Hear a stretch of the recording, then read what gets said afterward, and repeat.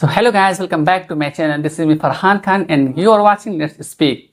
Today in this video we will learn future indefinite tense. As you know, we have completed present tense, past tense. Now start future indefinite tense. तो हमने present complete कर लिया, past complete कर लिया, अब future से start करेंगे जो कि हमारा लास्ट टेंस होने वाला है। इसमें 4 पार्ट होंगे, indefinite, continuous, perfect, perfect continuous. तो आज इंडेफिनिट क्लियर करते हैं, दूसरे दिन कंटिन्यूअस। तो चलिए जानते हैं फ्यूचर टेंस होता क्या है। इस टेंस से ये पता चलता है कि कोई कार्य मतलब जिसके होने के भविष्य में संभावना है, निश्चितता है, उसके लिए हम यूज करते हैं पास्ट इंडेफिनिट या उससे कहते हैं पास्ट इंडेफिनिट। और इसकी पहचान वही होती है कि जब भी हम कोई सेंटेंस बोलते हैं उसके एंड में, उसके लास्ट में यही आता है कि गा गे गी। आपने बचपन से सुना ही होगा, जैसे मैं स्कूल जाऊंगा, वह खाना खाएगी, वह पढ़ाई करेगा, वह बर्तन धुलेगा, वह कपड़ा धुलेगी, एक्सेट्रा एक्सेट्रा। एक इंपॉर्टेंट पॉइंट है यहाँ पे, विल शैल, ये जो है ये क्या, ये मॉडल वर्ब है। ये क्या है? मॉडल वर्ब है जो फ्यूचरिटी दिखाता है। मॉडर्न इंग्लिश में इसे टेंस, फ्यूचर को टेंस माना ही नहीं जाता, क्योंकि ये जो विल और शैल होते हैं इसे मॉडल वर्ब मान लिया गया है। मतलब मॉडल वर्ब के साथ हम वर्ब की फर्स्ट फॉर्म लेते हैं। जैसे कि हमने प्रेजेंट पढ़ा, उसमें क्या था? हेल्पिंग वर्ब थी, do, does, is, am are, has, have, has been, have been. ठीक। पास्ट में हमने पढ़ा डिड, वी टू, डिड पढ़ा, फिर हैड था, हैड बीन था, वाज वर था। बट फ्यूचर में आप कोई हेल्पिंग है ही नहीं। जो विल और शैल है ये क्या? ये मॉडल वर्ब है, ये फ्यूचरिटी दिखाते हैं, क्योंकि इसके साथ वर्ब की हमेशा वर्ब की बेस फॉर्म ही लगती है। स्टैंडर्ड इंग्लिश में क्या होता था कि आई वी के साथ हम शैल लगाते थे और बाकी ही, सी, इट, दे, यू, इन सब के साथ हम विल लगाते थे। सिंपल, सबसे पहले लगेगा सब्जेक्ट, सब्जेक्ट के बाद विल, शैल तुम छोड़ ही रहे, विल के बाद वर्ब की फर्स्ट फॉर्म प्लस ऑब्जेक्ट। मैं कल स्कूल जाऊंगा, सब्जेक्ट क्या है? आई, आई के साथ लगाएंगे विल, आई विल, कहाँ जाऊंगा? School, I will go to school, कब? Tomorrow, I will go to school tomorrow. बीता हुआ कल है तो यस्टरडे, आने वाला कल है तो टुमारो।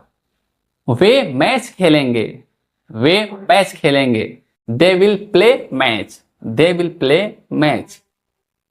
तो देखा कितनी इजी हुआ, हमने सिंपल कंप्लीट कर लिया। अब बढ़ते हैं नेगेटिव की तरफ। वही रूल, सब्जेक्ट के बाद विल, फिर हम नॉट लगाएंगे, वर्ब की first form plus object. For example, मैं वहां नहीं जाऊंगा, मैं वहां नहीं जाऊंगा, I will not go there, I will not go there. वह तुम्हारी मदद नहीं करेगा, वह तुम्हारी मदद नहीं करेगा, he will not help you, he will not help you. तो हमारा नेगेटिव भी कंप्लीट हो गया। बढ़ते हैं इंटेरोगेटिव की तरफ। इंटेरोगेटिव रूल क्या होता है? विल या शैल। कभी कभी जब हमने बताया क्या सजेशन होगा या ऑफर होगा तो हम शैल यूज करेंगे, विल या शैल, उसके बाद हमारा सब्जेक्ट, फिर वर्ब की first form plus object and question mark. क्या तुम कल आओगे, क्या तुम कल आओगे, will you come tomorrow, will you come tomorrow. क्या मैं जाऊं, क्या मैं जाऊं, shall I go, shall I go. But अगर यहीं पे आप कहते हैं विल आई गो, क्या मैं जाऊंगा, तो ये सेंस नहीं बैठता है कि अब कोई सामने वाला कैसे पता था कि आप जाओगे या नहीं। तो वहां इसलिए हम शैल लगाते हैं। सजेशन हो या ऑफर तो हम शैल लगाते हैं, शैल आई गो। तो हमने इंटेरोगेटिव सिंपल देख लिया, अब इंटेरोगेटिव का भी नेगेटिव देखते हैं। वही रूल है, विल शैल, सब्जेक्ट के बाद नॉट लगा देंगे, वर्ब की first form, object and question mark. क्या वह खाना नहीं बनाएगी, क्या वह खाना नहीं बनाएगी, will she not cook food, will she not cook food. क्या मैं नहीं जाऊं, क्या मैं नहीं जाऊं, shall I not go, shall I not go. But अगर आप कहेंगे विल आई नॉट गो, मतलब क्या मैं नहीं जाऊंगा, ये तो आप ही को पता है। तो हमने इंटेरोगेटिव का सिंपल नेगेटिव कंप्लीट कर लिया। अब बढ़ते हैं WH वाले वर्ड, जैसे कब, क्यों, कहां, कैसे। तो इसका स्ट्रक्चर होता है WH सबसे पहले, फिर वही विल या शैल, सब्जेक्ट, नेगेटिव तो लगाएंगे तो छोड़ देंगे, फिर उसके first form plus object and question mark. For example, तुम कब आओगे, तुम कब आओगे, when will you come, when will you come. वह कहां जाएगा, वह कहां जाएगा, where will he go, where will he go.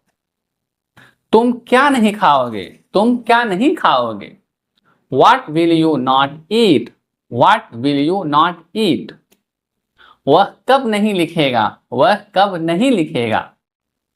When will he not write, when will he not write। तो देखा गाइस, बहुत इजी वे में, बहुत ही कम समय में हमने फ्यूचर इंडेफिनिट कंप्लीट कर लिया। इसी तरीके से हम नेक्स्ट वाले वीडियो में फ्यूचर कंटिन्यूअस का भी अच्छी तरीके से क्लियर करके आपको समझाएंगे। तो अगर वीडियो अच्छी लगी तो लाइक और शेयर करें, और जो मॉडर्न इंग्लिश और जो स्टैंडर्ड इंग्लिश का जो रूल था, जो हमने एक्सप्लेनेशन किया, अगर आपको पहले से पता था तो बहुत बढ़िया, अगर नहीं पता था तो कमेंट में जरूर थैंक्स लिखकर शेयर करें। चलिए मिलते हैं नेक्स्ट वीडियो में नेक्स्ट टॉपिक के साथ। तब तक के लिए पढ़ते रहिए, लिखते रहिए and stay connected with let's speak.